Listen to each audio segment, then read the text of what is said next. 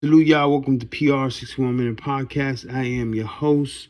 Please respect the host. Today's topic is about the young lady unfortunately lost her life in Ohio. She was struck they said about 4 times in the chest. And there's a lot to talk about this because a lot of people I see a lot of people that usually would jump on this, and use this for something, are not really talking about it, or not really, how can I say this, would, like George Floyd and the other situation. And even in some of these people's website, this young lady's name or nothing gets really mentioned about her. It seems that to me is there's something more to this situation with Mahkia, rest in peace. One thing that struck me was, as far as the information that was put out there about, her dad being out there and then her stepdad, and if she lives in a foster home, and her father's able to see her, maybe that may be true, but that raises eyebrows and stuff like that, because why would you, probably he's not in the condition to take care of it, but why would you leave her in a group home, now, or foster home, sorry. Now, one thing about the foster homes are usually, from my knowledge and me hearing things and reading things, these places are really not that safe. They're not funded like they should be, and a lot of crime, a lot of things gets placed there, and we're dealing with a lot of child abductions, and the Epsteins and all kinds of crazy things of this world is happening right now, and this case, to me, it jumps out to me. The way it jumps out to me is it has, like, for some reason, I don't know, allegedly for entertainment purposes only, it has a lot of ingredients of the Cynthia Brown situation. I won't say a lot, but I just don't want to jump and just take one perspective or many perspective, which are all the same points of view, and not really look at it from a bird's eye view. You know what I'm saying? That's why I really wanted to hear a lot of people's situation. But once I started noticing that it's the same thing, then I was like, wait, but this doesn't make sense, and this doesn't make sense. Now, as far as the I'm not looking at it from details or who's this, because anybody could be like, well, this person was here, that was her aunt. I don't know that, you know what I mean? But just from the visual, right? The visual of it is a lot of things that, from the camera on the cop's chest, what it indicates to me that, something is weird in the situation, because, the young lady just popped out of nowhere. If you look at the video, it seems like she popped out of nowhere, like just jumped up, like she was placed there or something. It's weird. All right, so let's say she just, I don't know, pops up, and out of the blue moon just happens to pop up, because if you look at it from another view, there's nobody behind the officer. So she came from, like, it looks like from the officer's, like under the officer's legs, like she just popped up. So I was like, that's one red flag. The second red flag is the fact that the shots that the officers took was in the direction of the other person that he was trying to save. You understand? So it's a tough cookie right there, because if the shots, let's say, rang out, one of the shots may have hit the other person behind the person that she was really trying to stab. So it's like,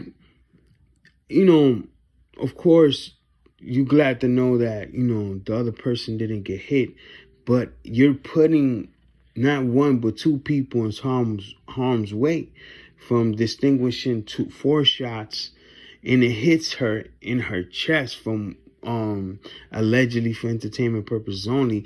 From my understanding and gathering information, how can the officer had hit her in her chest when she has her back to him, about to swing a knife? See, I'm going with that narrative that she's swinging a knife. I'm going with it because I don't want to be, you know, with the conspiracy and all that. I just want to look at it from a perspective of me looking at it like how, you know, one of these great detective or you know, a good law enforcement probably would look at it, I guess. You know, I don't know.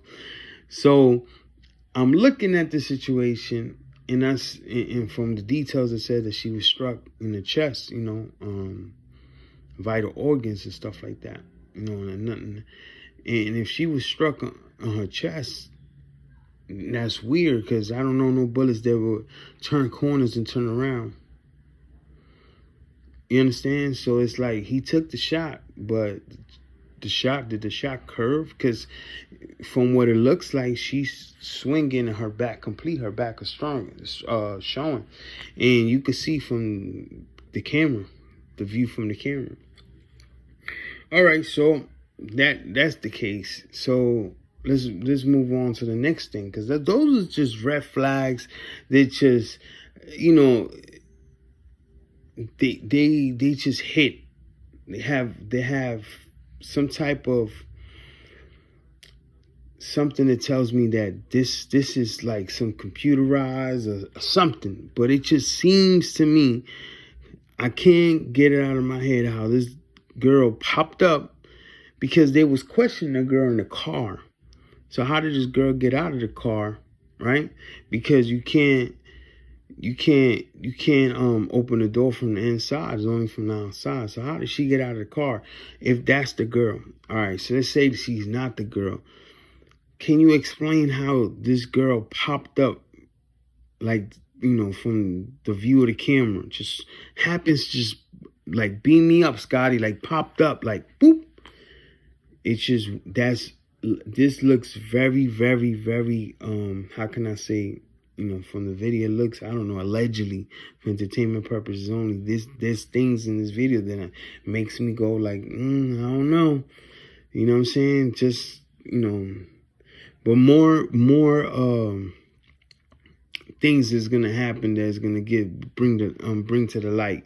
But the way I'm looking at this case and the way it looks is, you know, was this girl in some type of, was she abducted? Was she was like taken on, you know, because, you know, sex trafficking is like, it always been around, but, you know, now that it's brought out to the light with, you know, social media and these media platforms and everything, and the cases that you hear and the billionaires that get caught up in this thing, you know, was this girl in some type of sex trafficking situation, and she seen probably no way out, you know, and she wasn't going to go back?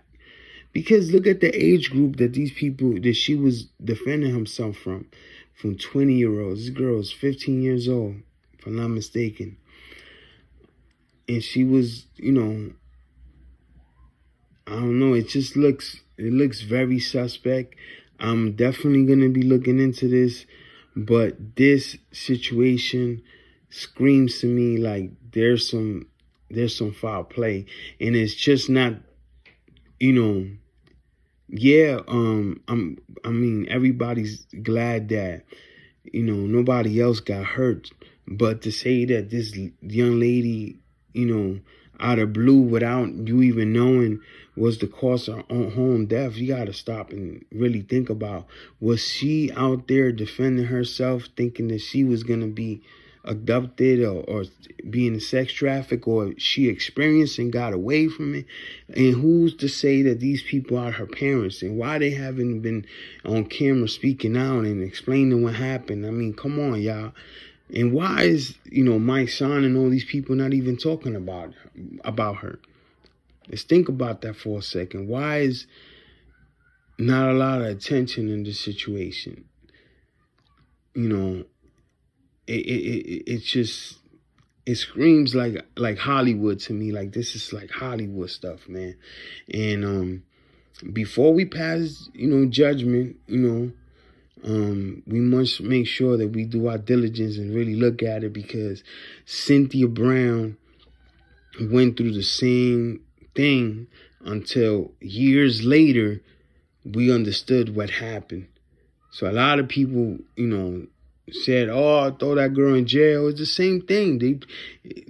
It rhymes to me, man. Like something about this rhymes with the young lady who was charged for murder, for killing the person that was raping her on a day-to-day basis. It's crazy. But we out here looking at this Mahkia, like she's the one that's the problem child, but not really knowing maybe this girl was, about to be abducted or went through something, and happens that they call the cops and the cops were involved. Like, if when they call and she had the knife, I'm going for what it was said and reported, that she had the knife, right? And they called 911.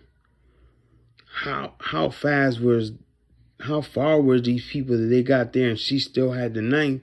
You feel me? Like, let's say, okay, for sake of conversation, that she was, buying time or whatever. But if she had the knife when they call 911, like, that to me is kind of fishy right there. And I don't know. It just seems like, there's a lot of detail there's not being explained properly, man. But this is just my quick alleged theory on it, for entertainment purposes only. But there's more to look at. There will be a part 2 of this. Salute. Thanks for everybody who has subscribed. Thanks for everybody who has shared. Appreciate all the comments. And we're going to get back to you, because we don't like to cover the news. We like to give you the news. Salute.